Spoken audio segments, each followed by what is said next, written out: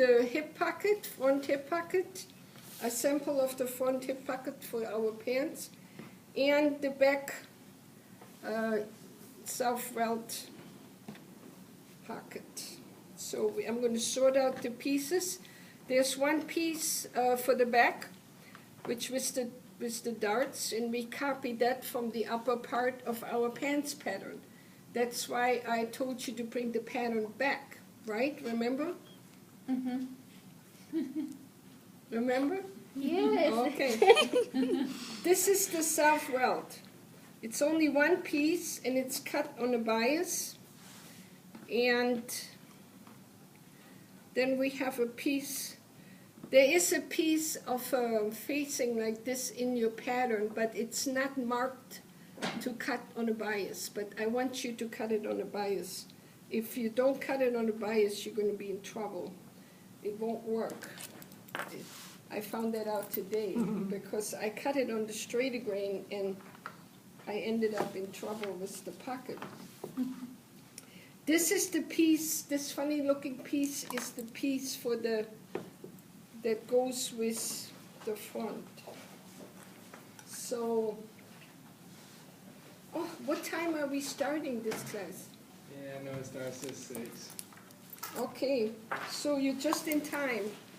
So this piece is going to go on the side of the front pocket. And if you noticed, this is actually quite important. If you notice that the interfacing is cut on the length grain, so it has very little stretch, okay? But this pocket, when you cut, when you cut a hip pocket, it's almost on a bias, see? So there's a lot of stretch. So when you put interfacing, not only to reinforce, but to prevent stretch. You see, this way, when you put your hand in, see how these things always want to loop out? And you need to find a way how to keep your pockets close to the body without, especially if you do a dress pants, you don't want them to stretch out. So I'm going to fuse these two interfacings first. This one here is this piece right here in the pattern where the opening of the welt is going to be. You have two little notches right in here. Now, you can also, if you feel more secure about it, at least for your sample, you can put a little line here and connect these just to show you where it is. See, this is where we're going to put this interfacing. Okay, so I'm going to walk over, and I want to press all these pieces to get the wrinkles out. So let's walk over to the iron and take care of this. Okay.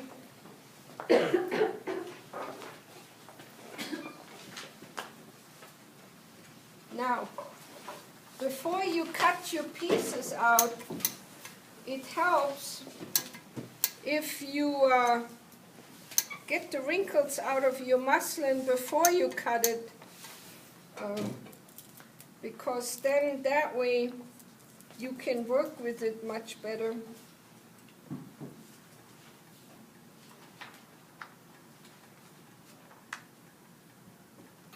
So now when you do interfacing, don't do like this because it stretches away from you. Kind of just set the iron, count to 10, something like that. See? I did my fingernails just for you. I thought, oh my God, I'm going to be in the movies.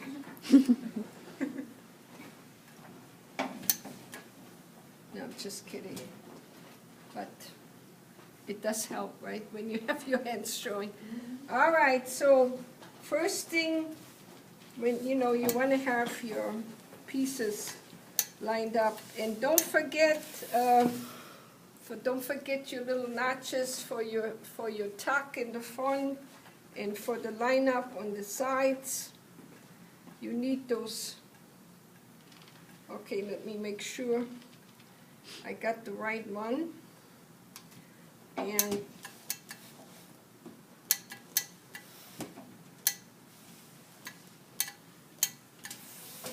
okay. And I want to just give this a little wrinkle-free.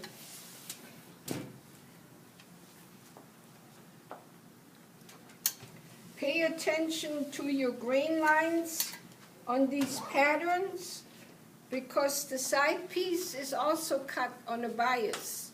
See, you're going to have to watch your pattern pieces. I'm going to start with the front pocket because it's a little quicker and easier to get used to what we are getting ready to do. And then we do the back pocket. All right, follow me to the machine. I see her shirt, very nice. Yeah. So Good job. are most of you students working in regular fabric? I give them a choice. Yeah. But, Yeah, I do too, but see, that You pattern know, was a little tough, sometimes- but I know she could handle it. yeah, sometimes, yeah, that's what I feel. Yeah. Because sometimes you give them a choice and then they come with stuff that they cannot handle, so I kind of back off on Yeah. it. So, we have a little bit more control this time. Yeah, if you have a student that is a little bit more, then you can do that, but in general, I'm careful. All right. Okay, where's the handout? You have to turn it on and off, right? No, this is continuous. This is, please. I got all that sidebar conversation and all of it. Oh, yeah? No, yeah, that's entertaining then. I'm trying to get this light going here. You have to tell me if there is anything. And if you have questions, just interrupt me or, you know, don't hesitate to ask. So basically, we started out by fusing the interfacing. And now we are on the second part. And see, now this is your wrong side, right? And this is your right side. So this pocket, which is the inside of the, you know, the facing. Actually, this is a pocket, but it's also a facing. So you take the right sides touching. In lining, if you didn't mark it, how can you usually recognize the wrong side and the right side? Anybody knows? The right side is shinier. Right, right. So I'm looking for, but I also look for the side that fits. So in this way, my decision is already made because it fits like right in here, right? So basically, just remember for later that right sides touch. So this is actually the right side, and then this would be the right side. So now we're going to line these up real nice and in. Now if you have any kind of interfacing sticking over, get rid of it because it distorts your sewing line. Because see, this lines up right in there. If you cut it anywhere decent, this should fit into each other. Now the seam allowance is how much? Half an inch, right. Most of our seam allowance is half an inch. If they don't want you to use a half an inch, it's usually on the pattern. Because some of it, like the fusible parts, are actually only 3/8. You know, because they want you to have the interfacing always slightly smaller. Okay, now I line up with my half an inch. I have to tell you one more thing about this. The most common mistake that I have in this pocket is that students will sew and then come around the corner and go all the way down. Who's guilty of that? You and Please, it's only one straight line, okay? So just hit that 1/2 inch, like right here. Start with your back stitch. Go in first and then back stitch, so you don't have, you know, too many back stitches. And come in on your 1/2 inch.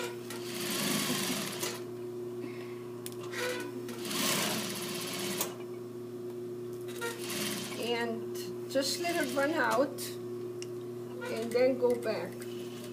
Okay. Now, you know, I always change things just a little bit, but when I change something in the demo or so, it's usually because I have a little bit easier way for you. And that comes in at this point right now. The second piece tells you to trim and, you know, grate the seam before you understitch. I'm going to tell you to do the trimming afterward, because you have the 1/2 inch and it's more support for the next seam than if you trim it down too close. So right now you can press this or you can finger press it. I'm trying to shorten my time here, so I'm just going to finger press it.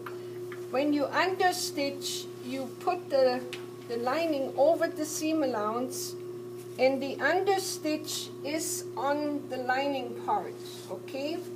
Now,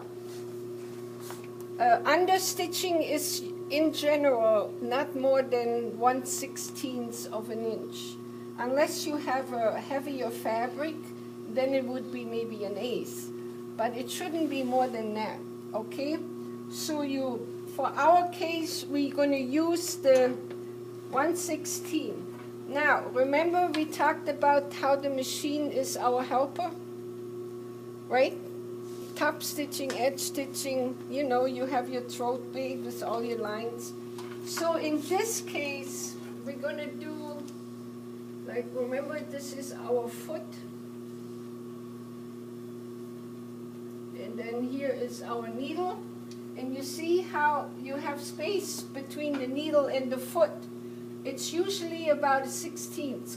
So we use the inner foot here or here. We use that as a guide, okay? We use it as a guide. It makes it easier. So in our case, the way I have it right now, I'm going to put my left foot right in the ditch between the lining and the seam. Also, when you understitch, because you already have a regular seam, so you don't need to backstitch, okay? Because this is just, make sure it's flat, and then just keep your eye on the needle and keep your eye on the inner foot to kind of follow in the ditch, and you're going to get a perfect 1/16 of an inch.